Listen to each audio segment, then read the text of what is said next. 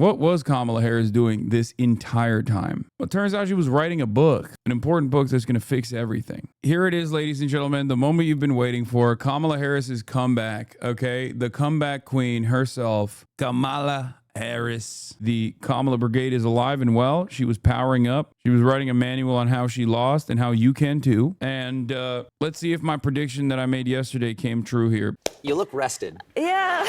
I'm happy for you. Thank you. Oh my God. Oh my God. Once you left office, how long before you turned on the news again? Months. Yeah? What? Months. Yeah, lots of cooking shows. Oh, good. Lots of Yeah, cooking Great shows. British Bake Off and stuff the like that. kitchen. That's great, man. I'm glad. I'm glad that she was doing self-care after she literally spiked the football and handed over the electoral victory to the Trump administration. What a fall from grace, man. This is already brain-breaking content, because it's like a person with so much power and so much influence that just like dropped the ball in spectacular fashion, did not fight nearly as hard enough to like make sure that Trump didn't win. But also on top of that, you have this like former comedian who is so hyper libbed up. It's just brutal to watch. It's such a shameful experience. Yesterday, you made an announcement that you're not running for the governor of California. Correct. Even though in early polling, you beat every other candidate by double digits. Yeah. You said you're going to sit this one out. Why are you sitting this one out? Are you saving yourself for a different office that might be? No. Listen, I am a devout public servant. I have spent my entire career in service of the people. And I thought a lot about running for governor. I love my state. I love California. I've served as elected district attorney, attorney general, and senator. But to be very candid with you, all the TikTok libs are saying, she's hurt, y'all, let her heal. Because they just like weirdly treat politicians as though they're like human beings. I don't. Not even with someone like Zoran, who I have a lot of closeness to, both literally, personally have linked up with him and all that, but also his worldview. I don't see him as anything but like a mere vessel for change. I don't see politicians as anything but people who work for us, who have the capacity to make necessary changes that will improve people's lives. I don't care if they feel sad. I don't care if they feel angry. I don't care if they feel hurt. I don't know why other people don't see it in the same way. It makes me mad. Even on the other side, even on the opposing side, when people just like get mad at AOC beyond what is like appropriate, get mad at AOC and be like, how could you betray us? How could you betray the working class revolution? It's like, dude, what are you talking about? Like, that's your fault for thinking that she was going to be a person that brings about like a workers' revolution or something, you know? Like, what are you saying? Like,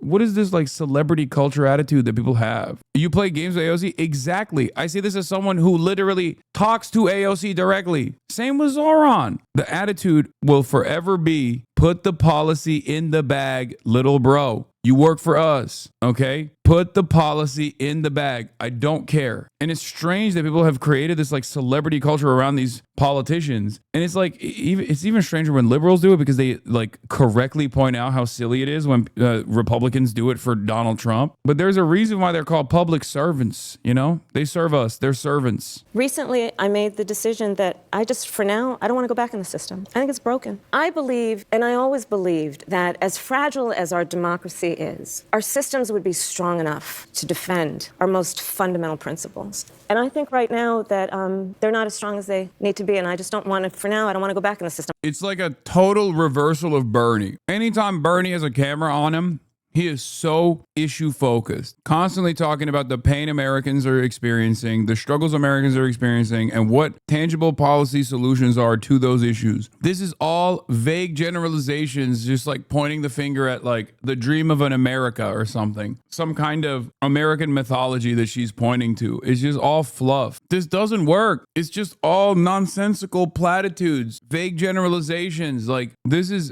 whatever. Just hearing you describe that reminds me of something that it's so easy to forget now, because the national mood is so grim in many ways, and people are so shocked by the abuses and the Dude, will Stephen Colbert ask Kamala Harris why everybody fucking hates the Democratic Party, even though they're experiencing an unprecedented amount of pain from the Republican Party? Will Stephen Colbert ask what could have been done differently? What were some of the biggest weaknesses of the campaign by her estimation, outside of, I don't know, the 107 days that she keeps repeating. I mean, she literally named the book after an excuse. Corruption and the violence against neighbors here Understandable. happening in the United States by our government, and the free reign being given by Congress and the Supreme Court to this president. That just less than a year ago, things were very joyful. There was actually a lot of hope. What I look back at is, as I said, how people realized the commonality and the collective strength and our collective love of our country. We love our country.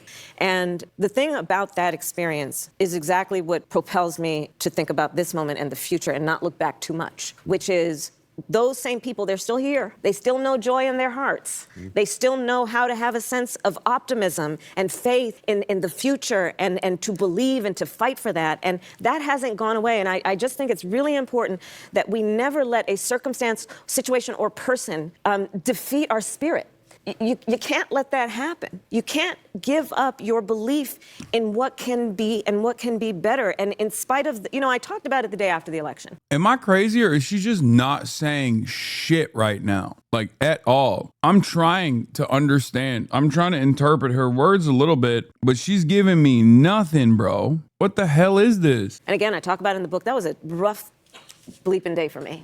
And it was important to me in my speech that I gave that day, the next day after the election, to remind people to not give up. Talk about one of the issues, please. Just one. Like, what is this? Oh, well, it's got people talking about the issues. Okay, what are the issues that people are talking about? Name something that's going wrong in the country. Because the only thing that they've talked about so far is that, like, Trump is bad, but without even, like, describing what he's doing that's bad and horrifying and how Trump makes us feel. Even this would be silly the day after, but it's not the day after the election, okay? We're 7 months into Trump. You know what I mean?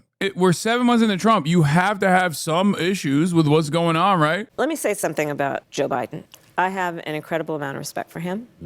And I think that way that we should be thinking about where we are right now. You do not have to glaze him. It also doesn't make sense because, like, this, at least now, is your opportunity to shit on him, to be like, he's the reason why I lost. There's more truth to that than anything else she could ever say here. Like, if she came out and was like, I lost because of Joe Biden, that was the anchor around our neck, that would literally be closer to the truth than anything else. I don't understand. Oh my God, these people are so fucking annoying. Jesus Christ. What kind of grip does this man have over these people? I don't get it. Now is to remember that we had a president of the United States who believed in the rule of law, who believed in the importance of aspiring to have integrity and to do the work on behalf of the people.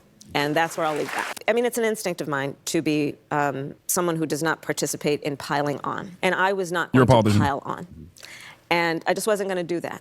And there was a lot of piling on at that time, and I wasn't going to participate in that. It's funny because Joe Biden has been talking about how he would have won the election and Kamala fucked it up. Like, I don't know what this is for. Yeah. You know who was piling on Joe? The voters. I hope people understand why Democrats keep losing and why they have such low approval ratings right now when they're supposed to be the alternative to the horrifying reality of Trump. Because this is the alternative. This is the leader of the alternative, the former leader of the alternative. I don't care if liberals are eating this up and being like, oh, like every 70-year-old is saying like, oh, if only we had someone with grace running the country again. It clearly does not do well when it comes to the actual election, okay? It doesn't work. Let me just say this. You are correct that I did predict a lot of it. But Stephen, what I did not predict?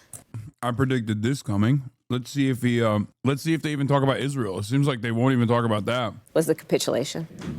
I didn't predict that. People would roll over for this president. I didn't see that. I didn't see that coming. I believed that on some level, there should be many who consider themselves to be guardians of our system and our democracy who just capitulated. And I didn't see that coming. She's not wrong, but just say something. There's literally nothing here that's workable, by the way. It's literally 25 minutes so far of go ahead, girl, give us nothing. Ironically enough, the reason why she lost is because of her capitulation to Trump and Trumpian politics and Trump's literal policies. That's it. That's what happened. It's crazy. It's crazy that Colbert treated this like a person, like a random person selling a book, and not like one of the most important political failures of this past decade. Like, this is even shocking by Colbert standards. And not only is it still shocking by Colbert standards, what's the takeaway here? We didn't learn anything about why she lost. No responsibility on anyone. You would think that she didn't even lose the election listening to her speak like this. That no election took place at all, I guess. Like, in order, you could ask Kamala Harris to describe her last meal that she had before coming on the show, and she'd be like, well, the concept of a meal is actually one that gives life sustenance, the joys of the world, the neighborhood, the hands that touches, the hand that feeds is not one that bleeds. The meal in and of itself is actually allowing us to dream, or at least start the process of a dream of a better tomorrow for better meals down the line. It's like, what are you saying? I just asked if you fucking literally, what did you eat before you got in to the room? It is so fucking annoying because it's not like she is a brilliant communicator and using like, I don't know, using her extensive vocabulary to describe something so profound. She's just always filibustering the question. Well, Madam Vice President, thank you so much. You know what's really fucking annoying too? Like, people say Bernie's not electable. Bernie's not electable. This person is not electable. That person is not electable. It's like, bro, she's not electable. Look at her. She can't even have a normal conversation with a person who is desperately trying to glaze her.